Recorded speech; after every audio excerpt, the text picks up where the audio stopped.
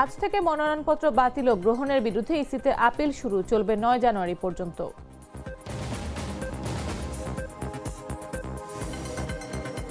ক্ষমতা এলে ব্যবসায় সহায়ক পরিবেশ সৃষ্টির আশ্বাস তারেক রহমানের। হাদির কবর জিয়ারতের মাধ্যমে আজাদী পদযাত্রা শুরু।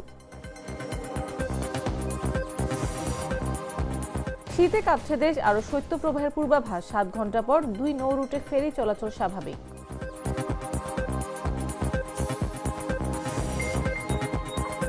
ভেনেজুয়েলায় যুক্তরাষ্ট্রের হামলায় ৩২ কিউবান নিহত। কলম্বিয়াতে সামরিক অভিযানের হুমকি ট্রাম্পের, তালিকায় আছে কিউবা। এবং ইংলিশ প্রিমিয়ার লিগে জায়ান্টদের পয়েন্ট হারানোর রাত, জয় নিয়ে মাঠ ছাড়তে পারেনি কেউ।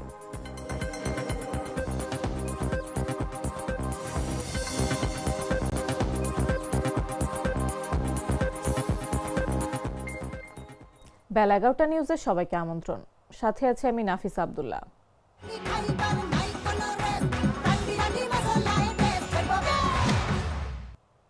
ত্রয়োদশ জাতীয় সংসদ নির্বাচনে প্রার্থিতা বাতিলের বিরুদ্ধে আজ থেকে শুরু হচ্ছে আপিল কার্যক্রম। যাচাই বাছাইয়ের শেষ দিন পর্যন্ত সারা দেশে ৭২৩ জনের মনোনয়নপত্র বাতিল হয়েছে।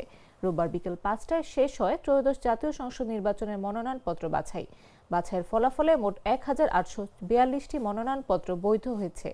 আপিলের জন্য আগারগাঁওয়ের নির্বাচন ভবনে অঞ্চলভিত্তিক ১০টি বুথ স্থাপন করা হয়েছে।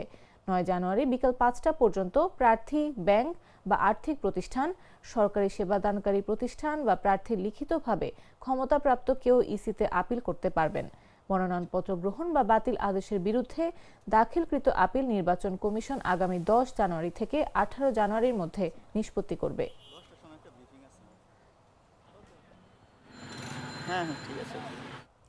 আসন্ন ত্রয়োদশ জাতীয় সংসদ নির্বাচনে বিএনপি ক্ষমতায় এলে ব্যবসায় সহায়ক পরিবেশ সৃষ্টি করা হবে বলে ব্যবসায়ীদের আশ্বস্ত করেছেন দলের ভারপ্রাপ্ত চেয়ারম্যান তারেক রহমান। পাশাপাশি আইন শৃঙ্খলা পরিস্থিতির উন্নয়ন ও সব ক্ষেত্রে স্বচ্ছতা আনার বিষয়েও প্রতিশ্রুতি দেন তিনি। রোববার রাতে গুলশানে বিএনপি চেয়ারপারসনের কার্যালয়ে দেশের শীর্ষ ব্যবসায়ীরা বৈঠক করেন তারেক রহমানের সঙ্গে। বৈঠকে তারা দেশের অর্থনৈতিক বর্তমান অবস্থান, বেকারত্ব সহ বিনিয়োগ পরিবেশ নিয়ে আলোচনা করেন। সন্ধ্যা ৭:৩০টায় শুরু হয়ে ২.৫ ঘণ্টা ব্যাপী এ বৈঠক হয়। এ সময় তারেক রহমান ব্যবসায়ীদের সমস্যার কথা শোনেন ও ক্ষমতায় গেলে সেসব সমাধানের আশ্বাস দেন। বিএনপি স্থায়ী কমিটির সদস্য আমির খসরু মাহমুদ চৌধুরী বৈঠকে উপস্থিত ছিলেন।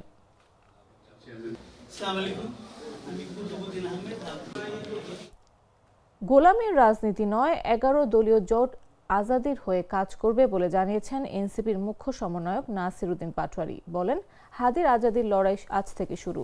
সোমবার সকালে শহীদ শরীফ ওসমান হাদির কবর জিয়ারত শেষে আজাদির যাত্রার প্রাক্কালে সাংবাদিকদের তিনি একথা বলেন। এনসিপির মুখ্য সমন্বয়ক অভিযোগ করে বলেন, প্রশাসন বিএনপির দিকে হেলে পড়েছে। নির্বাচন কমিশনকে জনগণের প্রতি জবাবদিহিমূলক আচরণ প্রদর্শনের অনুরোধ জানিয়ে নাসির উদ্দিন পাটোয়ারী অভিযোগ করে বলেন, বেগম খালেদা জিয়া সবার, তাকে ব্যবহার করে নির্বাচনী ফায়দা লুটার চেষ্টা চলছে। এটা বেগম জিয়ার জন্য অসম্মানজনক, এতে আচরণবিধি লঙ্ঘন হচ্ছে। এক প্রশ্নের জবাবে এনসিপির মুখ্য সমন্বয়ক বলেন, প্রচারণায় শুধু আজাদির প্রচারণা হবে, এখানে শাপলা কলির কোনো বিষয় সামনে আসবে না। এর আগে আধিপত্যবাদ, সন্ত্রাস, দুর্নীতি, চাঁদাবাজি ও লুটতরাজের বিরুদ্ধে মানবিক মর্যাদা, সার্বভৌম ও ইনসাফ ভিত্তিক বাংলাদেশ প্রতিষ্ঠায় আজাদি পদযাত্রার ঘোষণা দেন নাসির উদ্দিন পাটোয়ারী। পদযাত্রাটি ঢাবির টিএসসি থেকে শুরু হয়ে কর্মকর্তা ভবন, শিববাড়ি, কর্মচারী ভবন, কার্জন হল, জগন্নাথ হল, ফুলার রোড, হলপাড়া, নীলক্ষেত আবাসিক এলাকা হয়ে আজিমপুর যেয়ে শেষ হবে। আধিপত্যবাদ মুক্ত এই বাংলাদেশ গড়া মাওলা, সেই বাংলাদেশ গড়ার তৌফিক আপনি আমাদের। পৌষের শীতে কাঁপছে দেশ, ঘন কুয়াশার হিমেল হাওয়ায় স্থবির জনজীবন। বেশি বিপাকে ছিন্নমূল ও নিম্ন আয়ের মানুষ।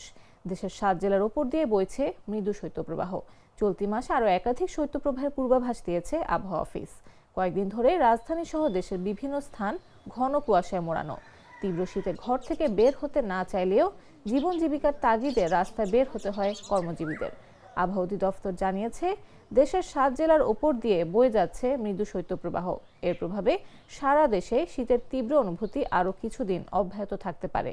সংস্থাটি বলছে, আগামী কয়েকদিন মধ্যরাত থেকে সকাল পর্যন্ত সারা দেশে মাঝারি থেকে ঘন কুয়াশা পড়তে পারে এবং কোথাও কোথাও তা দুপুর পর্যন্ত অব্যাহত থাকতে পারে।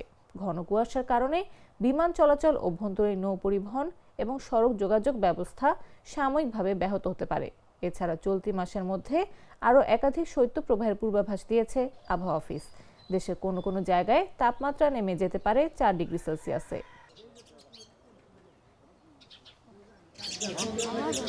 গ্লিটারের টুইন লেমন ও অ্যান্টিব্যাকটেরিয়াল ফর্মুলা বাসনকে চকচকে জীবাণুমুক্ত করে আমাদের দেয় গ্লিটার গ্যারান্টি।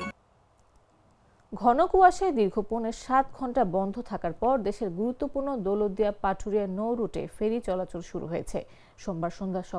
সোমবার সকাল 7:10 দিকে পদ্মা নদীর অববাহিকায় কুয়াশার ঘনত্ব কমে এলে পুনরায় এই রুটে ফেরি চলাচল শুরু করে ঘাট কর্তৃপক্ষ। এর আগে রোববার দিনগত রাত 12:25 থেকে ঘন কুয়াশার কারণে এই রুটে ফেরি চলাচল বন্ধ হয়ে যায়। জানা গেছে, সন্ধ্যার পর থেকে পদ্মা নদীর অববাহিকায় কুয়াশার ঘনত্ব বেড়ে যাওয়ায় চ্যানেলের বিকন বাতি ও মার্কিং পয়েন্টগুলো অস্পষ্ট হয়ে পড়ে। নৌ দুর্ঘটনা এড়াতে রাত 12:30টার দিক থেকে এই রুটে ফেরি চলাচল বন্ধ করে দেয় ঘাট কর্তৃপক্ষ। এদিকে ফেরি চলাচল বন্ধ থাকায় তীব্র শীতে দুর্ভোগে পড়েন দক্ষিণাঞ্চল থেকে ছেড়ে আসা ঢাকামুখী যানবাহন ও যাত্রীরা। দীর্ঘ সময় ফেরি চলাচল বন্ধ থাকায় দৌলতদিয়া প্রান্তের সড়কে নদী পারের অপেক্ষায় আটকা পড়ে বেশ কিছু যানবাহন। বিআইডব্লিউটিসি দৌলতদিয়া ঘাট ব্যবস্থাপক মোহাম্মদ সালাউদ্দিন বলেন, কুয়াশার ঘনত্ব কমে আসায় সকাল 7:10 থেকে পুনরায় ফেরি চলাচল শুরু হয়েছে। ঘাটে তেমন সিরিয়াল নেই।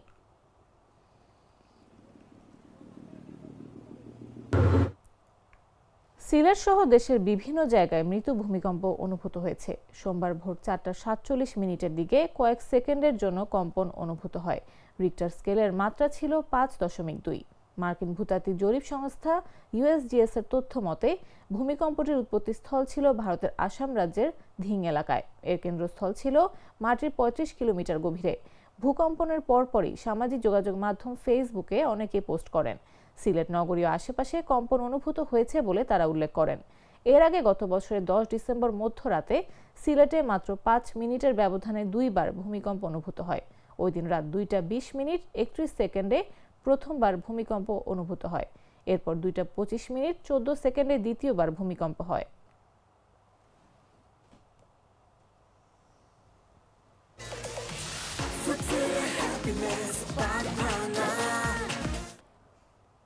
জানাবো আন্তর্জাতিক সংবাদ।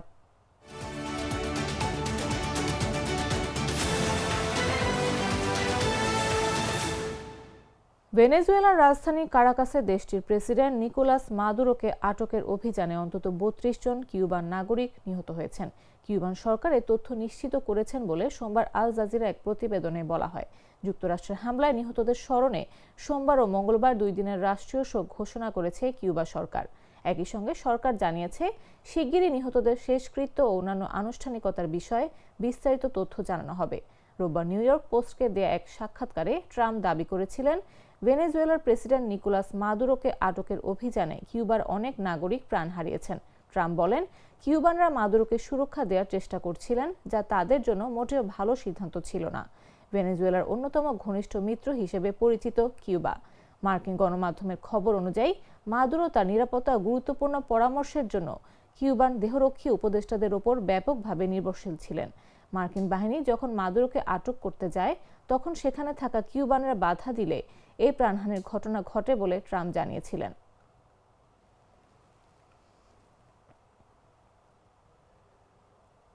ভেনেজুয়েলার প্রেসিডেন্ট নিকোলাস মাদুরোকে আটকের পর কলম্বিয়ার প্রেসিডেন্ট গুস্তাভো পেত্রোকে প্রকাশ্যে হুমকি দিয়েছেন মার্কিন প্রেসিডেন্ট ডোনাল্ড ট্রাম্প। এছাড়া কিউবার সরকারও শিগগির পতনের মুখে পড়তে পারে বলে মন্তব্য করেছেন ট্রাম্প। রোববার গভীর রাতে এয়ারফোর্স ওয়ানে সাংবাদিকদের সঙ্গে কথোপকথনে কলম্বিয়ার বিরুদ্ধে সম্ভাব্য সামরিক অভিযানের ইঙ্গিত দিয়েছেন ট্রাম্প। বামপন্থী প্রেসিডেন্ট গুস্তাভো পেত্রোর নেতৃত্বে কলম্বিয়া একজন অসুস্থ মানুষের দ্বারা পরিচালিত হচ্ছে বলে সাংবাদিকদের সামনে মন্তব্য করেন ট্রাম্প। এ সময় পেত্রোর বিরুদ্ধে যুক্তরাষ্ট্রে কোকেন উৎপাদন ও সরবরাহের অভিযোগ তোলেন ট্রাম্প। সাংবাদিকদের প্রশ্নের জবাবে মার্কিন প্রেসিডেন্ট ডোনাল্ড ট্রাম্প বলেছেন, ভেনেজুয়েলা খুবই অসুস্থ, কলম্বিয়াও অসুস্থ। একজন অসুস্থ মানুষের দ্বারা পরিচালিত যে কোকেন তৈরি করে যুক্তরাষ্ট্রে বিক্রি করতে পছন্দ করে, আর সে খুব বেশি দিন এটা করতে পারবে না। কিউবা প্রসঙ্গে ট্রাম্প বলেছেন, দেশটিতে সামরিক হস্তক্ষেপের প্রয়োজন নাও হতে পারে, কারণ কিউবা নিজের দুর্বল অবস্থার কারণেই ভেঙে পড়তে পারে। ট্রাম্প বলেছেন, কিউবা এখন পতনের জন্য প্রস্তুত, দেশটির আর কোনো আয় নেই। তারা ভেনেজুয়েলার তেল থেকেই আয় করত, এখন সেটাও পাচ্ছে না। কিউবা কার্যত ভেঙে পড়ার পথে। ট্রাম্প আরও দাবি করেন, যুক্তরাষ্ট্রে বসবাসরত বহু কিউবান আমেরিকান এই পরিস্থিতিতে খুব খুশি হবেন।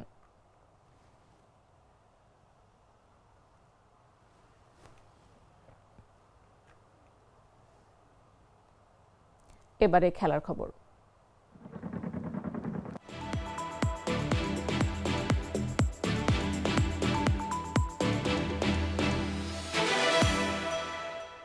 রোববারের রাতটা ভালো যায়নি ইংলিশ প্রিমিয়ার লিগের জায়ান্টদের। জয় নিয়ে মাঠ ছাড়তে পারেনি কেউই। Manchester City, Manchester United, Chelsea ও লিভারপুল সবাই মাঠ ছেড়েছে পয়েন্ট ভাগাভাগি করে। সিটি ও চেলসি খেলেছে একে অপরের বিপক্ষে। লিগ টেবিলে 2-এ থাকা ম্যানচেস্টার সিটি ও 5-এ থাকা চেলসির লড়াই ড্র হয়েছে 1-1 গোলে। ম্যাচ জুড়ে দুই দলই খেলেছে প্রায় একই মানের। তবে চেলসির দুর্গে 14 বার আক্রমণের বিপরীতে সিটির দুর্গে চেলসির আক্রমণ ছিল মাত্র 6 বার। তবে দুই ক্লাবই লক্ষ্যে রাখতে পেরেছে 3টি করে। 42 পয়েন্ট নিয়ে সিটি আছে 2-এ আর 31 পয়েন্ট নিয়ে 5-এ চেলসি। এদিকে লিডসের মাঠ থেকে ম্যানচেস্টার ইউনাইটেডও ড্র নিয়ে ফিরেছে। 20 ম্যাচে 8 জয়ে 31 পয়েন্ট নিয়ে লিগ টেবিলে 6-এ অবস্থান ম্যান ইউনাইটেডের। সমান ম্যাচে 5 জয়ে 22 পয়েন্ট নিয়ে 16তম স্থানে লিডস। লন্ডনে ফুলহ্যাম ও লিভারপুলের ম্যাচটি ড্র হলেও রোমাঞ্চকর এক লড়াই হয়েছে দুই দলের মধ্যে। 20 ম্যাচে লিভারপুলের পয়েন্ট এখন 34, অবস্থান 4। ফুলহ্যামের 20 ম্যাচে 28 পয়েন্ট নিয়ে আছে 11 নম্বরে।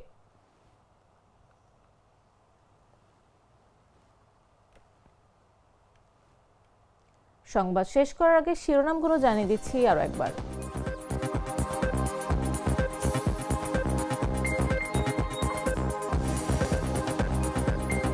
আজ থেকে মনোনয়নপত্র বাতিল ও গ্রহণের বিরুদ্ধে ইসিতে আপিল শুরু, চলবে 9 জানুয়ারি পর্যন্ত।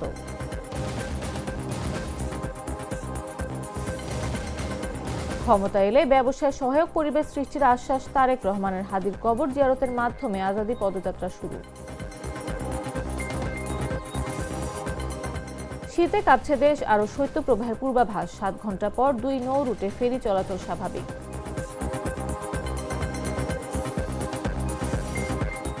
ভেনেজুয়েলায় যুক্তরাষ্ট্রের হামলায় 32 কিউবান নিহত। কলম্বিয়াতে সামরিক অভিযানের হুমকি ট্রাম্পের, তালিকায় আছে কিউবা। এবং ইংলিশ প্রিমিয়ার লিগে জায়ান্টদের পয়েন্ট হারানোর রাত, জয় নিয়ে মাঠ ছাড়তে পারেনি কেউ।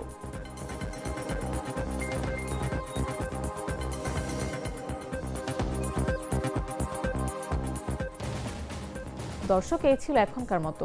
প্রতি মুহূর্তে সর্বশেষ খবর পেতে ভিজিট করুন jagonews24.com, ফলো করুন আমাদের ভেরিফাইড ফেসবুক পেজ এবং সাবস্ক্রাইব করুন জাগো নিউজের ইউটিউব চ্যানেল। এখন সাথে থাকার জন্য ধন্যবাদ সবাইকে।